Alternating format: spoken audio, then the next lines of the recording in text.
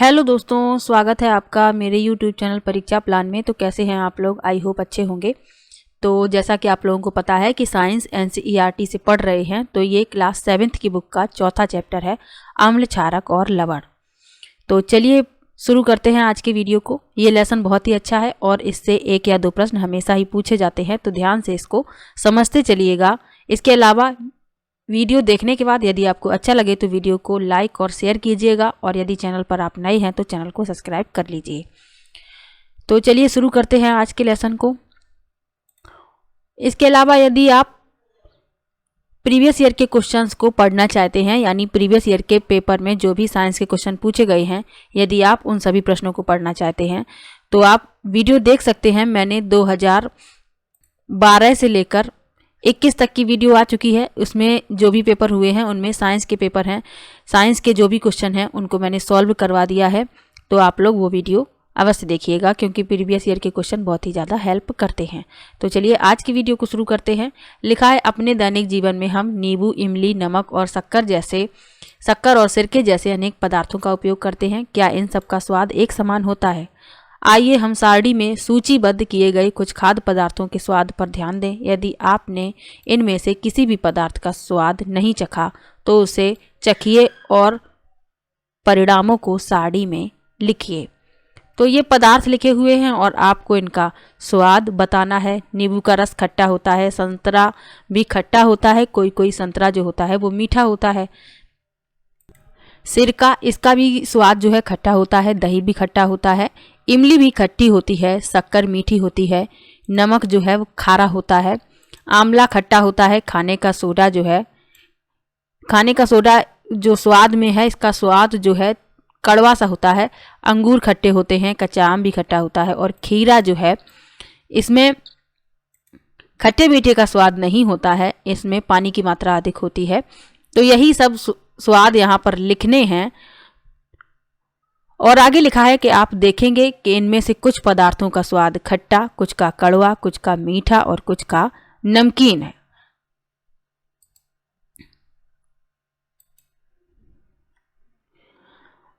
तो यही तो बताना है कि अम्ल और क्षारक क्या होते हैं, स्वाद से भी पता चलता है। इसके अलावा उनकी प्रकृति कैसे ज्ञात करते हैं, इन सब के बारे में ही नीचे बताया जाएगा। तभी इन सभी पदार्थों के स्वाद के बारे में पूछा गया है। तो आगे लिखा भी है, दही, नींबू का रस, संतरे का रस, सिरके का स्वाद खट्टा होता है। इन पदार्थों का स्वाद खट्टा इसलिए होता है क्योंकि इनमें अम्ल होता है। ध्यान रखिए, अम्ल जो होते हैं स्वाद में खट्टे होते हैं। अब जो भी पदार्थ खट्टा होगा उसमें अम्ल पाया जाएगा। आगे लिखा है, ऐसे पदार्थों की रासायनिक प्रकृति अम्लीय होती है। एसिड शब्द की उत्पत्ति लैटिन शब्द एसियर से हुई है, जिसका अर्थ है खट्टा। इन पदार्थों में पाए जाने वाले अम्ल प्राकृतिक अम्ल होते हैं। तो जो भी इन पदार्थों में अम्ल पाए जाते हैं, नींबू के रस में, सिरके में, संतरे के रस में, इमली में, आंवले में, तो ये जो अम्ल है ये प्राकृतिक अम्ल हैं, प्रकृति से हमें प्राप्त होते हैं। आगे लिखा है, खाने का सोडा, बेकिंग सोडा। आगे लिखा है, खाने का सोडा कैसा होता है? क्या इसका स्वाद भी खट्टा होता है? यदि नहीं तो इसका स्वाद कैसा है? क्योंकि इसका स्वाद खट्टा नहीं है, जिसका मतलब है कि इसमें कोई भी अम्ल नहीं है। इसका स्वाद कड़वा है। यदि आप इसके विलयन को अपनी अंगुलियों के बीच रगड़ें तो यह साबुन जैसा चिकना लगता है। सामान्यतः ऐसे पदार्थ जिनका स्वाद कड़वा होता है और जो स्पर्श करने पर साबुन जैसे लगते हैं, क्षारक कहलाते हैं। इन पदार्थों की प्रकृति क्षारकीय कहलाती है। तो आपको 2 बातें याद रखनी है कि जिनका स्वाद खट्टा होता है, अम्ल होते हैं उनमें उपस्थित, और ऐसे पदार्थ अम्लीय पदार्थ कहलाते हैं, इनकी प्रकृति अम्लीय होती है।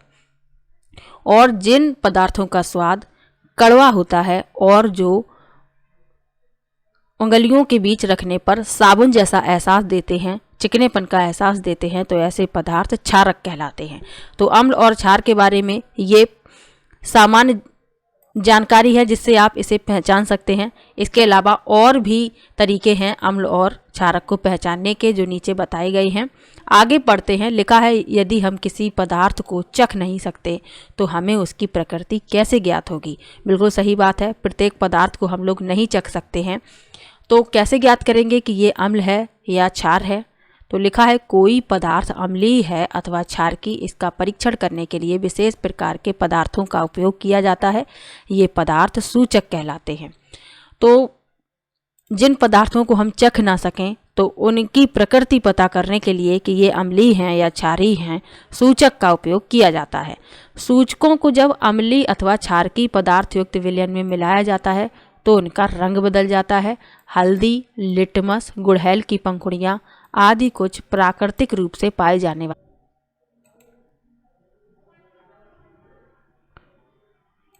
तो ये जो टेबल है इससे कई प्रश्न पूछे जाते हैं, तो इसको आपको याद रखना है। इससे प्रश्न पूछे जा चुके हैं, तो आप लोग इसका स्क्रीनशॉट ले लीजिए, इतने का और उसके बाद इतने का, इसका भी ले लीजिए, क्योंकि इससे प्रश्न बनते हैं। आप लोग इसे एक दो बार देखेंगे तो आपको याद हो जाएंगे। तो एस्टिक अम्ल किस में पाया जाता है? सिरके में। फार्मिक अम्ल चींटी के डंक में। साइट्रिक अम्ल नींबू कुल के फल जैसे संतरा, नींबू, इसके अलावा मौसमी, इन सब में क्या पाया जाता है? साइट्रिक अम्ल। लैक्टिक अम्ल किस में पाया जाता है? दही में। ऑक्जेलिक अम्ल पालक में। एस्कॉर्बिक अम्ल आंवला और सिट्रस फल में। और टार्टरिक अम्ल पाया जाता है इमली, अंगूर और कच्चे आम में। तो ये सब आप लोगों को याद रखना है। ये प्राकृतिक अम्ल हैं जो प्रकृति में पाए जाते हैं। अब क्षारक किस में कौन सा पाया जाता है? कैल्शियम हाइड्रोक्साइड चूने के पानी में पाया जाता है। अमोनियम हाइड्रोक्साइड खिड़की के कांच आदि साफ करने के लिए उपयुक्त मार्जक। तो जो कांच साफ करने के लिए आता है, जिससे हम लोग अपनी खिड़की का कांच साफ करते हैं, तो उसमें अमोनियम हाइड्रोक्साइड पाया जाता है, ये क्षारक है। सोडियम हाइड्रोक्साइड और पोटेशियम हाइड्रोक्साइड ये साबुन में पाया जाता है, जो कपड़े धोने के लिए हम लोग साबुन यूज करते हैं उसमें। मैग्नीशियम हाइड्रोक्साइड दूधिया मैग्नीशियम, इसे ही मिल्क ऑफ मैग्नीशिया कहते हैं, तो ये याद रखिएगा। अब लिखा है हमारे आसपास के प्राकृतिक सूचक। तो सूचक क्या है? जिनसे हम जिन पदार्थों को हम लोग खा नहीं सकते, जिनका स्वाद नहीं चख सकते, तो उन्हें कैसे ज्ञात करते हैं कि ये अम्ल है या सूचक हैं? तो उनके लिए जो पदार्थ उपयोग किए जाते हैं वो सूचक कहलाते हैं। तो जो प्राकृतिक सूचक हैं उनके बारे में लिखा है, तो चलिए पढ़ लेते हैं। लिखा है लिटमस एक प्राकृतिक रंजक। तो लिटमस के बारे में लिखा है, तो चलिए पढ़ लेते हैं। लिखा है सबसे सामान्य रूप से उपयोग किए जाने वाला प्राकृतिक सूचक लिटमस है। इसे लाइकेनो सैक से निष्कर्षित किया जाता है। आसुत जल में इसका रंग मौव होता है। जब इसे अम्लीय विलयन में मिलाया जाता है तो यह लाल हो जाता है, और जब क्षारीय विलयन में मिलाया जाता है तो यह नीला हो।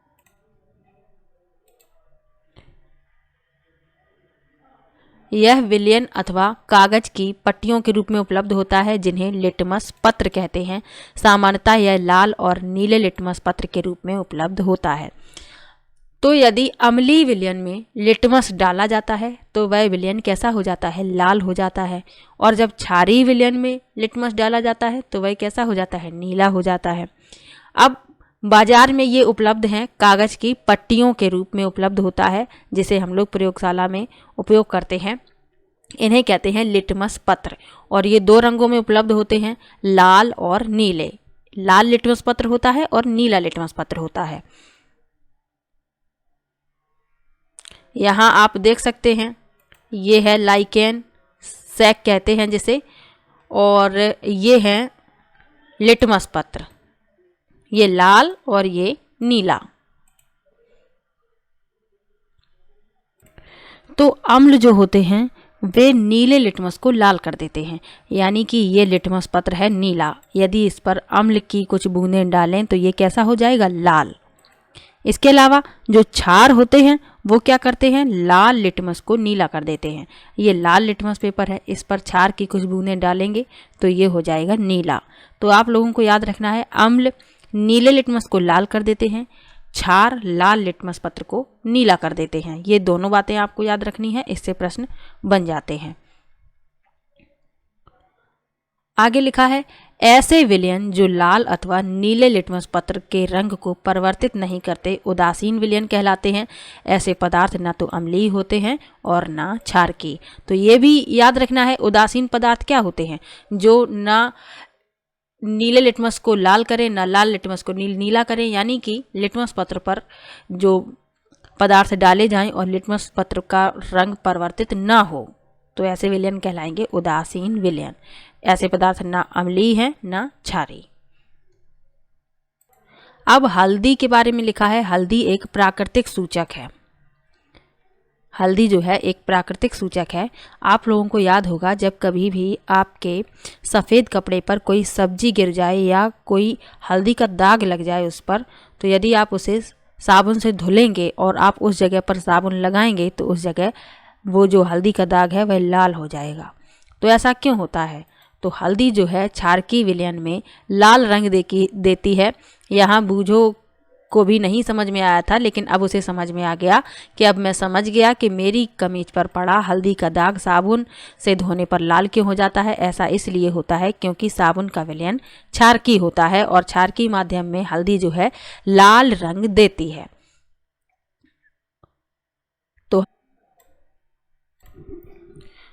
तो हल्दी जो है प्राकृतिक सूचक है, क्षारकीय माध्यम में ये लाल रंग देती है, लेकिन अम्लीय माध्यम में इसका रंग अपरिवर्तित रहता है, ये भी याद रखना है। अब गुड़हल के पुष्प के बारे में लिखा है कि सूचक के रूप में गुड़हल के पुष्प, तो गुड़हल के पुष्पों का उपयोग भी सूचक के रूप में किया जाता है। तो इसके बारे में क्या याद रखना है? हमें सिर्फ ये याद रखना है कि ये अम्लीय क्षारकीय माध्यम में कैसा रंग देते हैं। तो गुड़हल के पुष्प का सूचक अम्लीय विलयनों को गहरा गुलाबी यानी मैजेंटा और क्षारकीय विलयनों को हरा कर देता है। यही आपको याद रखना है और ज़्यादा उसमें पढ़ने की आवश्यकता नहीं है। तो यही याद रखना है, गुड़हल के पुष्प का सूचक अम्लीय विलयन को गहरा गुलाबी और क्षारकीय विलयन को हरा कर देता है। ये दोनों बातें आप लोगों को याद रखनी है। अब लिखा है उदासीनीकरण के बारे में। जहाँ जहाँ से प्रश्न पूछे जाते हैं मैं आप लोगों को सिर्फ वही बताते जा रही हूँ, और इसके अलावा लेसन में तो बहुत कुछ दिया है, क्रियाकलाप भी दिए हैं, लेकिन उनको पढ़ने की आवश्यकता नहीं है। जहाँ से प्रश्न बन जाते हैं वही पढ़ना आवश्यक है। लिखा है हमने पढ़ा कि अम्ल नीले लिटमस को लाल कर देते हैं और क्षारक लाल लिटमस को नीला कर देते हैं। बिल्कुल पढ़ा, अभी ये बात बताई थी। लिखा है आइए अब हम देखें कि जब किसी अम्ल को किसी क्षारक में मिलाया जाता है तो क्या होता है, यानी अम्ल और क्षार मिलाए जा रहे हैं तो क्या होगा। हम उस सूचक का उपयोग करने जा रहे हैं जिसका आपने अभी तक उपयोग नहीं किया, इसे फिनोल्फ्थलीन कहते हैं। तो इसके लिए क्रियाकलाप पढ़ना आवश्यक है, तो चलिए पढ़ लेते हैं। लिखा है किसी परख नली के 1/4 भाग को तनु हाइड्रोक्लोरिक अम्ल से भर लीजिए, इसका रंग नोट कर लीजिए। फिनोल्फ्थलीन विलयन के रंग को भी नोट कीजिए। सूचक के 2-3 बूंद अम्ल में मिलाइए। परख नली को धीरे धीरे हिलाइए। क्या आपको अम्ल के रंग में कोई परिवर्तन दिखाई देता है? अम्लीय विलयन में ड्रॉपर से सोडियम हाइड्रोक्साइड की 1 बूंद डालिए। परख नली को धीरे धीरे हिलाइए। क्या विलयन के रंग में कोई परिवर्तन होता है? विलयन को निरंतर हिलाते हुए बूंद बूंद करके सोडियम हाइड्रोक्साइड विलयन डालना तब तक जारी रखिए जब तक कि हल्का गुलाबी रंग ना आ जाए। अब इसमें तनु हाइड्रोक्लोरिक अम्ल की कुछ बूंद और मिलाइए। आप क्या देखते हैं? क्या विलयन पुनः रंगहीन हो जाता है? फिर से सोडियम हाइड्रोक्साइड की 1 बूंद मिलाइए। क्या रंग में कोई परिवर्तन होता है? विलयन पुनः गुलाबी हो जाता है। यह स्पष्ट है कि जब विलयन क्षारकीय होता है तो फिनोल्फ्थलीन गुलाबी रंग देता है। इसके विपरीत जब विलयन अम्लीय होता है तो यह रंगहीन हो जाता है। जब किसी अम्लीय विलयन में क्षारकीय विलयन मिलाया जाता है तो दोनों विलयन एक दूसरे के प्रभाव को उदासीन कर देते हैं। जब किसी अम्ल और क्षारक के विलयन को उचित मात्रा में मिलाया जाता है तो विलयन की प्रकृति ना तो अम्लीय रहती है ना क्षारीय। दूसरे शब्दों में अम्ल तथा क्षारक दोनों की ही प्रकृति लुप्त हो जाती है। इस प्रकार बना विलयन ना तो अम्लीय होता है ना क्षारकीय। उदासीनीकरण के तत्काल बाद परख नली को स्पर्श करें। आपने क्या अनुभव किया? उदासीनीकरण अभिक्रिया में सदैव ऊष्मा निकलती है, अर्थात निर्मुक्त होती है। निर्मुक्त ऊष्मा से अभिक्रिया मिश्रण का ताप बढ़ जाता है। उदासीनीकरण अभिक्रिया में नया पदार्थ निर्मित होता है जो लवण कहलाता है। लवण अम्लीय, क्षारकीय अथवा उदासीन प्रकृति का हो सकता है। अतः उदासीनीकरण को हम निम्न रूप में परिभाषित कर सकते हैं। तो यदि अम्ल और क्षार आपस में मिलाए जाते हैं तो क्या होता है? उनकी जो प्रकृति होती है वो नष्ट हो जाती है और एक ऐसा पदार्थ प्राप्त होता है जिसका स्वाद न अम्ल के जैसे होता है न स्वाद क्षार के जैसे होता है, यानी कि उदासीन पदार्थ प्राप्त होता है। इसके अलावा उदासीनीकरण अभिक्रिया में क्या प्राप्त होता है? लवण। जो पदार्थ निर्मित होता है लवण होता है और इस प्रक्रिया में ऊष्मा भी निर्मुक्त होती है, यह भी याद रखना है। तो आगे लिखा है किसी अम्ल और किसी क्षारक के बीच होने वाली अभिक्रिया उदासीनीकरण अभिक्रिया कहलाती है। इस प्रक्रम में ऊष्मा के निर्मुक्त होने के साथ साथ लवण और जल निर्मित होते हैं और जो पदार्थ बनता है उसका स्वाद जो है यानी उसकी प्रकृति अम्लीय हो सकती है, क्षारीय हो सकती है और उदासीन भी हो सकती है। कोई निश्चित ही नहीं है कि अम्लीय ही हो या क्षारीय ही हो या उदासीन ही हो, ऐसा निश्चित नहीं है। अम्लीय भी हो सकता है, क्षारीय भी हो सकता है और उदासीन भी हो सकता है। तो आपको सिर्फ इतना याद रखना है कि किसी अम्ल और क्षारक के बीच होने वाली अभिक्रिया उदासीनीकरण अभिक्रिया है। इस प्रक्रम में ऊष्मा निर्मुक्त होने के साथ साथ लवण और जल निर्मित होते हैं। बाकी सब आपको याद रखने की आवश्यकता नहीं है। और ये याद रखना है कि आपको ये याद रखना है कि जब विलयन क्षारीय होता है तो फिनोल्फ्थलीन गुलाबी रंग देता है और जब विलयन अम्लीय होता है तो यह रंगहीन हो जाता है। ये और आपको याद रखना है। आगे लिखा है अम्लीय वर्षा के बारे में, तो इसको पढ़ लेते हैं। लिखा है क्या आप अम्ल वर्षा शब्द से परिचित हैं? क्या आपने कभी अम्ल वर्षा के क्षतिकारी प्रभावों के बारे में सुना है? जैसा कि नाम से पता चलता है कि जब वर्षा जल में अम्ल की मात्रा अत्यधिक हो तो वह अम्ल वर्षा कहलाती है। वर्षा जल में ये अम्ल कहाँ से आते हैं? वर्षा जल अम्लीय इसलिए हो जाता है क्योंकि कार्बन डाइऑक्साइड, सल्फर डाइऑक्साइड और नाइट्रोजन जैसी गैसें वर्षा जल में घुलकर क्रमशः कार्बोनिक अम्ल, सल्फ्यूरिक अम्ल और नाइट्रिक अम्ल बनाती हैं। अम्ल वर्षा भवनों, ऐतिहासिक इमारतों, पौधों और जंतुओं को क्षति पहुंचा। अब लिखा है दैनिक जीवन में उदासीनीकरण के उदाहरण।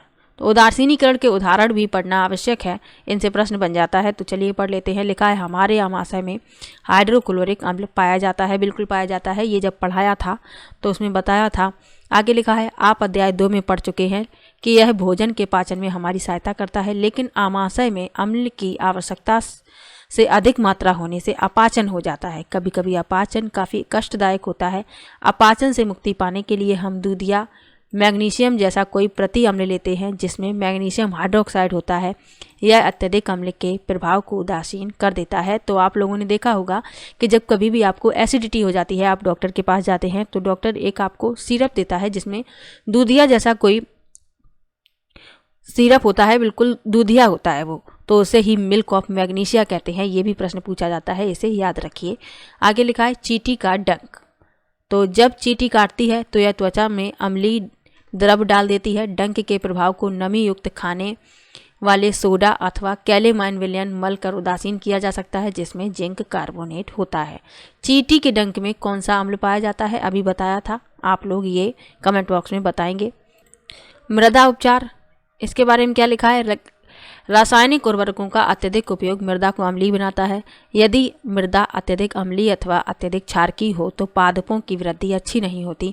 जब मृदा अत्यधिक अम्लीय होती है तो उसे बिना बुझा हुआ चूना अथवा बुझा हुआ चूना जैसे क्षारकों से उपचारित किया जाता है। यदि मृदा क्षारकीय हो तो इसमें जैव पदार्थ मिलाए जाते हैं। जैव पदार्थ मृदा में अम्ल निर्मुक्त करते हैं जो उसकी क्षारकीय प्रकृति को उदासीन करते हैं। कारखानों के अपशिष्ट, इसके बारे में क्या लिखा है? लिखा है अनेक कारखानों के अपशिष्ट में अम्लीय पदार्थ मिश्रित होते हैं। यदि अपशिष्ट पदार्थों को सीधे ही जलाशयों व नदियों में बहने दिया जाए तो मछली और अन्य जीवों को नष्ट कर सकते हैं। अतः कारखाने के अपशिष्ट को जलाशयों व नदियों में विसर्जित करने से पहले क्षारकीय पदार्थ मिलाकर उदासीन किया जाता है।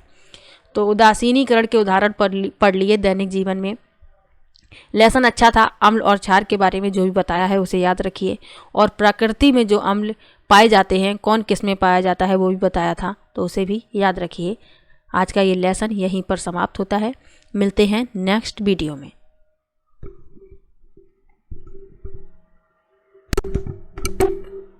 तो वीडियो कैसा लगा कमेंट बॉक्स में ज़रूर बताइएगा। वीडियो को लाइक कीजिए, शेयर कीजिए और चैनल को सब्सक्राइब कर लीजिए। मिलते हैं नेक्स्ट वीडियो में, तब तक के लिए बाय बाय।